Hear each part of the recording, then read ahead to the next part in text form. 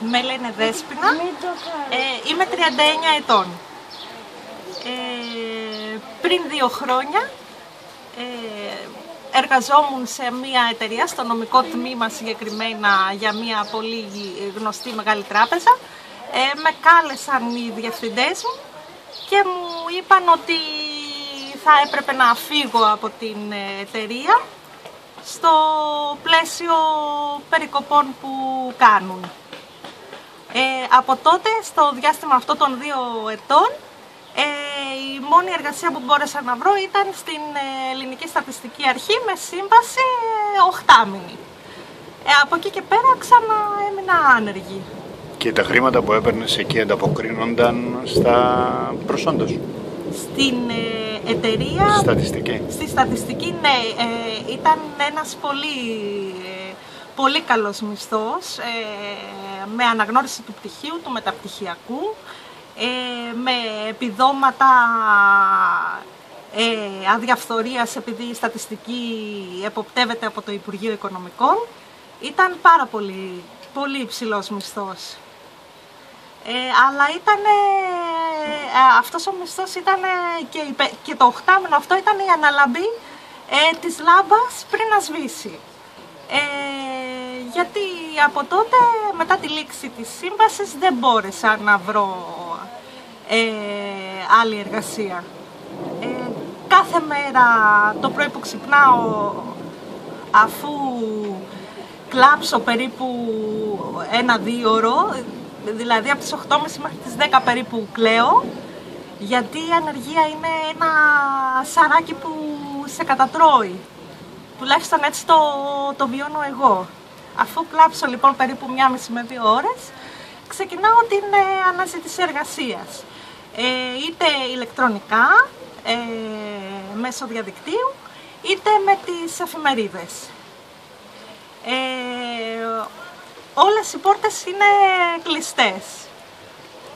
Και από παλιές δουλειές, γιατί στο παρελθόν έχω εργαστεί και σε άλλες εταιρείες, όλες οι πόρτες είναι κλειστές, αλλά και με τις αιτήσεις, τίποτα δεν έχει ευοδοθεί, δεν έχει προχωρήσει μέχρι τώρα. Το μόνο που μπαίνω σε μια διαδικασία να πηγαίνω στα ΚΕΠ κάθε φορά, να επικυρώνω τα πτυχία μου, να φτιάχνω το βιογραφικό μου και να πηγαίνω αναλόγως κάθε φορά εκεί που υπάρχει η θέση για να καταθέσω το βιογραφικό. Η επικύρωση στο ΚΕΠ, για να καταλάβουμε, γίνεται επειδή είναι αναγκαία όταν καταθέτεις μια νέα αίτηση να καταχωρηθούν? Ναι, ειδικά σε θέσεις που έχουν να κάνουν με το δημόσιο, το ευρύτερο δημόσιο τομέα, όλες αυτές οι συμβάσεις, τα 5μηνα, τα 6μηνα, τα 8μηνα. Τα ζητάνε αυτά επικυρωμένα. Τα ζητάνε επικυρωμένα. Το πτυχίο, το μεταπτυχιακό, τις ξένες γλώσσες, τους υπολογιστές. Είναι, νομίζω ότι κάθε φορά που τα βγάζω φωτοτυπία μπουρκώνω, γιατί νομίζω ότι θα μου λιώσουν εκεί μέσα στα φωτοτυπικά μηχανήματα και ότι δεν θα έχω κάνει και τίποτα, δεν θα έχω αποτέλεσμα. Αυτό κάνω εγώ κάθε μέρα. Μετά η μέρα περνάει, γιατί δεν έχω πρόβλημα χρόνου με την ανεργία, έχω πρόβλημα οικονομικό, είναι διτό, είναι το οικονομικό και το ψυχολογικό, ότι δεν αισθάνομαι παραγωγική, και το δεύτερο, ότι τίθεται θέμα επιβίωσης, γιατί με ένα λογαριασμό, μόνο τους λογαριασμούς μπορείς να πληρώνεις σήμερα, πιστεύω, και αυτούς με το ζόρι. Ενώ εννοείς με ένα μισθό? Με ένα μισθό του συζύγου, έτσι, γιατί ο σύζυγος εργάζεται. Με τον ένα μισθό λοιπόν του συζύγου είμαστε, να διευκρινίσω ότι έχω 2 παιδιά, έχω την ευλογία να έχω γεννήσει 2 αγόρια. Οπότε μια τετραμελής οικογένεια που περνάμε με ένα μισθό, ο οποίος φτάνει μόνο για τους λογαριασμούς και με δυσκολία. Ο δεύτερος μισθός, ο μισθός της γυναίκας, είναι αυτός που πιστεύω προσφέρει στην οικογένεια Έπεφτε μέσα στο σπίτι. Ναι. Έπεφτε μέσα στο σπίτι και πρόσφερε το ευζήν. Δηλαδή, το χαρτζήλικι των παιδιών, τα δώρα, κάτι να βάλουμε. Τα παιδιά μεγαλώνουν, δεν ψηλώνουν, μεγαλώνει το πόδι τους, έχουν αυτό το ελάττωμα. Καλά άτομα. Ναι, ένα άτομα. Καταλαβαίνω με ποιο τρόπο το λες. Ναι, εντός εισαγωγικών, ναι. Για τις σημερινές συνθήκες που είμαστε, όπως λέει και ο κύριος Τουρνάρας, είμαστε στην κάτω πλευρά του οικονομικού κύκλου. Κατά τα άλλα, η μέρα περνάει γιατί προσπαθώ να συμμετέχω σε διάφορες δραστηριότητες συλλογικές, αλλά πάντα κάτι με κρατάει πίσω στη διάθεση, λόγω του ότι είναι πολύ, δηλαδή όταν μετράς ειδικά στο τέλος του μήνα, όταν μετράς και κάνεις τους φοβερούς προϋπολογισμούς ότι έχουμε 10 ευρώ και πώς θα τα μοιράσουμε στην οικογένεια, είναι κάτι που σου χαλάει οπωσδήποτε τη διάθεση. Αυτό ζούμε, νομίζω. Πολλοί βέβαια με ρωτάνε, δουλεύεις? Λέω όχι. Μου λένε, δουλεύει ο άντρας σου? Λέω ναι. Α, είστε τυχεροί. Τυχεροί, εντάξει, γιατί υπάρχουν οικογένειες που είναι σε χειρότερη κατάσταση. Που είναι σε χειρότερη κατάσταση. Αλλά το θέμα είναι ότι εμείς θέλουμε το καλύτερο. Τόσα χρόνια ήμουν άνθρωπος που ξυπνούσα το πρωί, ντυνόμουνα, ετοίμαζα τα παιδιά μου για το σχολείο και έφευγα για τη δουλειά. Τώρα με στεναχωρεί πάρα πολύ που τα παιδιά μου, ειδικά φέτος, τα βλέπω πολύ ανεξάρτητα και θα μπορούσαν να γυρίσουν από το σχολείο και να κάτσουν και μόνα τους ακόμα και να βάλουν και να φάνε.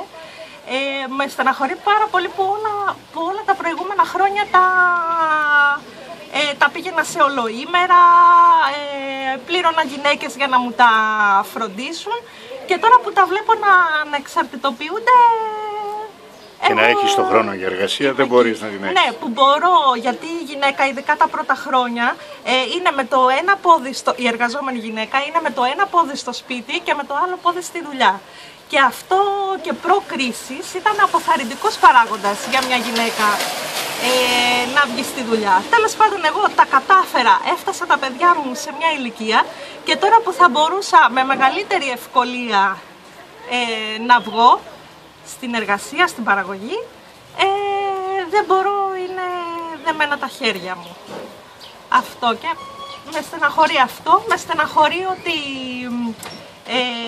εφόσον εγώ που έχω κάτσει μέχρι το τελευταίο θρανείο, δηλαδή έκανα και το πτυχίο μου, έκανα και το μεταπτυχιακό μου, πήρα και διάφορες πιστοποιήσεις και καταρτίστηκα και κόντρα ξανά κατάρτιση, δεν μου δίνεται καμία ευκαιρία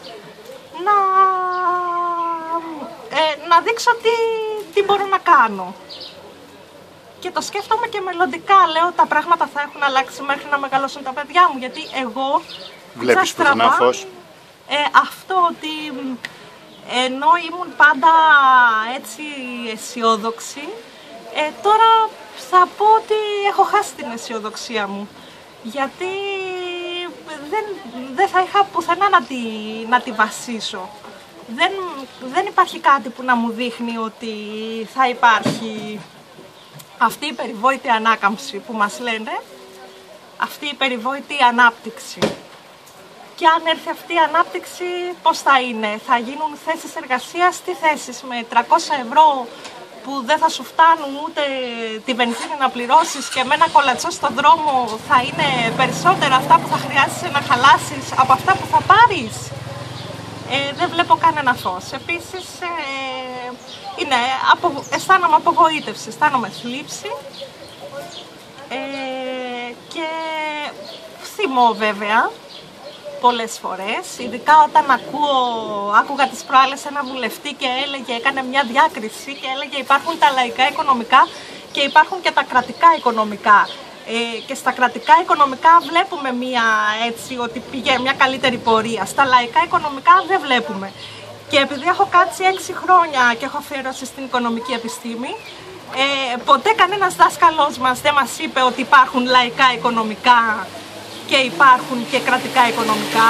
Είναι μια νέα εφεύρεση. Είναι μια νέα εφεύρεση, ναι. Και ήθελα να ρωτήσω αυτούς που τα λένε αυτά, πού κατατάσσουν το δείκτη της απασχόλησης, το δείκτη της ανεργίας, αυτά τι είναι λαϊκά ή κρατικά?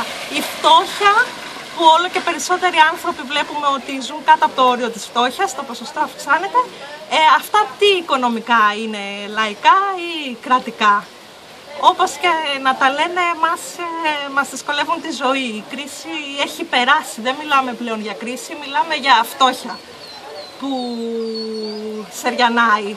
Τουλάχιστον στις περιοχές που μένουμε εμείς. Βλέπουμε κάθε μέρα τα μαγαζιά να κλείνουν και αν θα δούμε κάτι καινούριο να ανοίγει θα είναι αυτά που αγοράζουν και πουλάνε χρυσό. Σε ρωτήσω κάτι. Στα παιδιά σου έχεις μιλήσει γι' αυτό? Εκείνα πώς το αντιλαμβάνονται όλη αυτή τη δυσκολία? Ή έχεις την άποψη ότι θα πρέπει να το κρύψουμε από τα παιδιά? Όχι, ασφαλώς και μιλάω συνέχεια στα παιδιά. Μιλάω τόσο πολύ που αναρωτιέμαι κι εγώ αν κάνω καλά ή άσχημα, γιατί ζουν τώρα την παιδική ηλικία και έχουν το δικαίωμα να είναι σε μια ξεκνιασιά. Φοβάσαι μην οριμάσουν γρήγορα με όλα αυτά? Ναι, φοβάμαι. Αλλά με ρωτάνε και τα ίδια. Καταρχάς, από τότε που τελείωσε και η δουλειά με τη στατιστική, τα όχι μου έχουν αυξηθεί. Οπότε εννοείς τα όχι σου σε αυτά που σου ζητάνε? Αυτά που μου ζητάνε. Στις απαιτήσεις τους. Ναι. Οι οποίες νιώθεις να είναι υπερβολικές?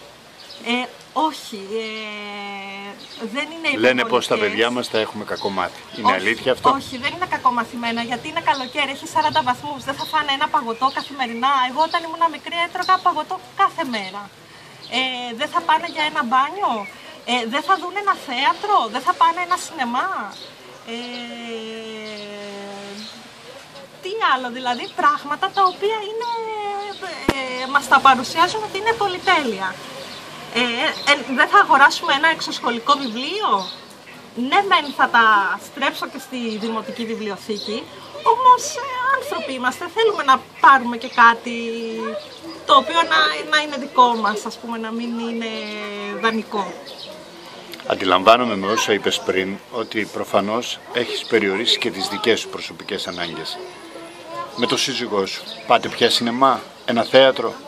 Όχι, τίποτα. Φέτος όλα πρέπει να έχουμε πάει μια φορά σινεμά, ενώ τα πολιτιστικά δρόμενα που παρακολουθήσαμε ήταν όλα δωρεάν. Παρακολουθήσαμε δρόμενα γιατί υπάρχουν κάποιες ομάδες, να είναι καλά, οι οποίες... Ευτυχώς που κάνουν και ποιοτική δουλειά. Ευτυχώς που υπάρχουν και αυτές και κάνουν αυτή τη δουλειά. Και αισθανόμαστε κι εμείς ότι βγαίνουμε έξω, ότι συναναστρεφόμαστε. Συναντάμε ανθρώπους που έχουν κοινές ανησυχίες με εμάς και δεν αισθανόμαστε αυτή τη μοναξιά. Δηλαδή τα δρόμενα που έχουμε παρακολουθήσει είναι δωρεάν. Επίσης φέτος ο προϋπολογισμός ο οικογενειακός δεν φτάνει για διακοπές. Καλά, για τον εαυτό μου... Πολλοί επιλέγουν τα πατρικά τους για οικονομία. Εσείς δεν έχετε πατρικό? Έχουμε, ναι, ευτυχώς υπάρχει και το πατρικό του Δημήτρη και θα πάμε εκεί, είναι ορεινό το χωριό βέβαια, θα κατηφορίζουμε στη θάλασσα. Αρέσει πάρα πολύ στα παιδιά, αλλά θα θέλαμε και μια εβδομάδα, όχι ένα μήνα, μια εβδομάδα να πηγαίναμε και να βλέπαμε και κάτι άλλο. Ένα καινούριο τόπο. Ναι, ένα καινούριο τόπο. Γνωρίζεις τη δραστηριότητα που γίνεται εδώ, σε αυτή την περιοχή? Γνωρίζω ότι μένεις αλλού. Ναι, δεν μένω σε αυτό το Δήμο, αλλά τη γνωρίζω τη δραστηριότητα που γίνεται εδώ. Πώς σου φαίνεται? Για πες μας δύο πράγματα για την Επιτροπή Κατοίκων. Έχεις παρακολουθήσει εκδηλώσεις της? Λοιπόν, ναι, είναι φοβερό αυτό που γίνεται εδώ, γι' αυτό και προσπαθώ όσο πιο συχνά μπορώ να έρχομαι, να επισκέπτομαι την περιοχή. Είναι...